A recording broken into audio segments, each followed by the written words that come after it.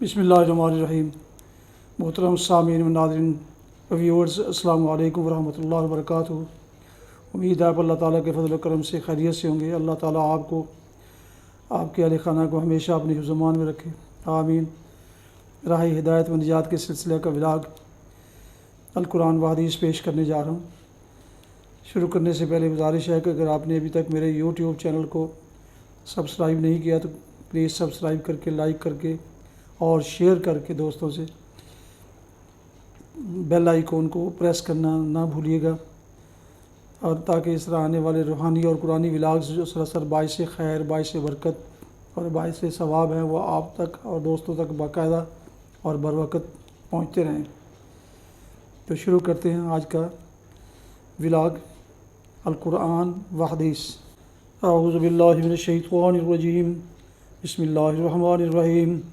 واتخذ قوم موسیٰ من بعدہ من حلیہم عجلا جسدا لہ خوار الم یروا انہ لا یکلمہم ولا یہدیہم سبیلا اتخذوہ وکانوا ظالمین ولما سقط فی ایدیہم ورأوا انہم قد ضلوا قالوا لئن لم یرحمنا ربنا ویغفر لنا لنکونن من الخاسرین۔ صدق اللہ العظیم۔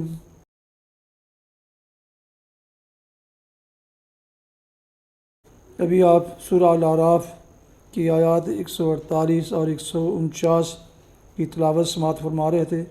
اس کا اردو ترجمہ پیش کرتا ہوں۔ واتخذ قوم موسیٰ من بعدہ من حلیہم، موسیٰ کے پیچھے اس کی قوم کے لوگوں نے اپنے زیوروں سے ایک بچھڑے کا پتلا بنا لیا جس میں سے بیل کی سی آواز نکلتی تھی۔ کیا انہیں نظر نہ آتا تھا کہ وہ نہ ان سے بولتا ہے، نہ کسی معاملہ میں ان کی رہنمائی کرتا ہے، مگر پھر بھی انہوں نے اسے معبود بنا لیا اور وہ سخت ظالم تھے۔ پھر جب ان کی فریب خوردگی کا طلسم ٹوٹ گیا اور انہوں نے دیکھ لیا کہ در حقیقت وہ گمراہ ہو گئے ہیں، تو کہنے لگے کہ اگر ہمارے رب نے ہم پر رحم نہ فرمایا اور ہم سے درگزر نہ کیا تو ہم برباد ہو جائیں گے۔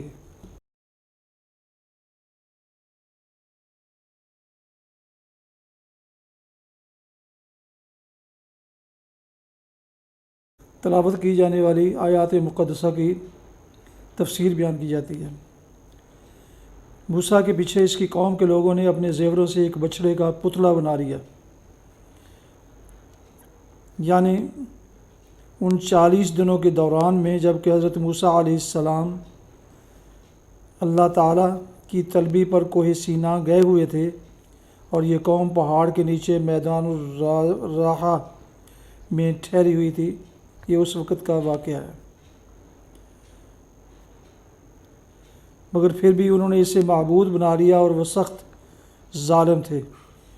یہ اس مصریت زدگی کا دوسرا ظہور تھا جس سے لیے ہوئے بنی اسرائیل مصر سے نکلے تھے۔ مصر میں گائے کی پرستش اور تقدیس کا جو رواج تھا، اس سے یہ قوم اتنی شدت کے ساتھ متاثر ہو چکی تھی کہ قرآن کہتا ہے وَأُشْرِبُوا فِي قُلُوبِهِمُ الْعِجْلَ، یعنی ان کے دلوں میں بچھڑا بس کر رہ گیا تھا۔ سب سے زیادہ حیرت کا مقام یہ ہے کہ ابھی مصر سے نکلے ہوئے ان کو صرف 3 مہینے ہی گزرے تھے۔ سمندر کا پھٹنا، فرعون کا غرق ہونا، ان لوگوں کا بخیریت اس بندے غلامی سے نکل آنا جس کے ٹوٹنے کی کوئی امید نہ تھی، اور اس سلسلے کے دوسرے واقعات ابھی بالکل تازہ تھے اور انہیں خوب معلوم تھا کہ یہ جو کچھ ہوا محض اللہ کی قدرت سے ہوا ہے، کسی دوسرے کی طاقت و تصرف کا اس میں کچھ دخل نہ تھا۔ مگر اس پر بھی انہوں نے پہلے تو پیغمبر سے ایک مصنوعی خدا طلب کیا اور پھر پیغمبر کے پیٹھ موڑتے ہی خود ایک مصنوعی خدا بنا ڈالا۔ یہی وہ حرکت ہے جس پر بعض انبیاء بنی اسرائیل نے اپنی قوم کو اس بدکار عورت سے تشبیہ دی ہے جو اپنے شوہر کے سوا ہر دوسرے مرد سے دل لگاتی ہو اور جو شب اول میں بھی بے وفائی سے نہ چکی ہو۔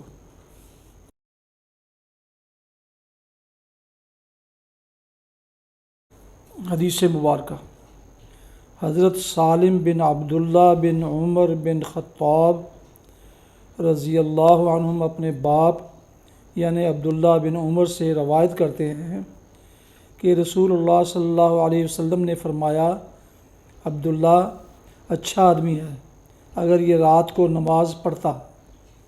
حضرت سالم کہتے ہیں کہ اس کے بعد میرے والد عبداللہ رات کو بہت کم سوتے تھے۔ صحیح بخاری کتاب فضائل الصحابہ حدیث نمبر 3738۔ فوائد، اس میں حضرت عبداللہ بن عمر رضی اللہ عنہما کی فضیلت و منقبت کے علاوہ قیام اللیل کی بھی فضیلت کا بیان ہے۔ علاوہ ازیں ایسے شخص کی مدح و تعریف اس کے روبرو کو کرنی جائز ہے جس کی بابت یہ اندازہ ہو کہ وہ اس سے غرور اور اعجاب نفس میں مبتلا نہیں ہوگا، نیز اس میں اپنے اور دوسرے کے لیے خیر کی تمنا اور آرزو کرنے کی بھی ترغیب ہے۔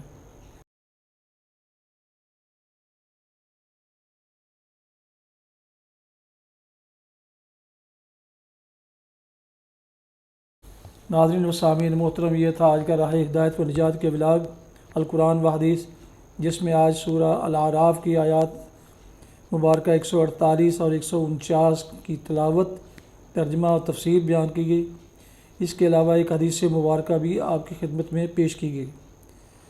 آج کا ولاگ ختم کرنے سے پہلے ایک دفعہ پھر گزارش ہے کہ اگر آپ نے ابھی تک میرے یوٹیوب چینل کو سبسکرائب نہیں کیا تو سبسکرائب کر کے، لائک کر کے بیل آئیکن کو ضرور پریس کر لیجئے گا تاکہ آنے والے ایسے روحانی اور قرآنی ولاگز جو سراسر باعث خیر، باعث برکت اور باعث ثواب ہیں، نہ صرف آپ بلکہ اور دوستوں تک بھی باقاعدہ اور بروقت پہنچتے رہیں۔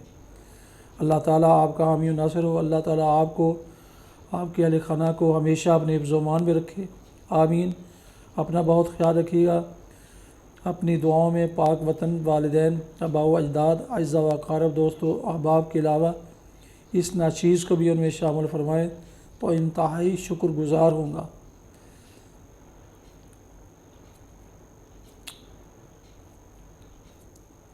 اللہ تعالیٰ آپ کو، آپ کے اہل خانہ کو ہمیشہ اپنا بہت خیال رکھے گا۔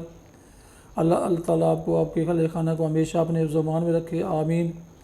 آج کا ولاگ اس دعا کے ساتھ ختم کرتے ہیں کہ آپ جہاں بھی رہیں خوش رہیں، شاد باد رہیں۔ السلام علیکم ورحمۃ اللہ وبرکاتہ۔ پاکستان زندہ باد۔ اللہ حافظ۔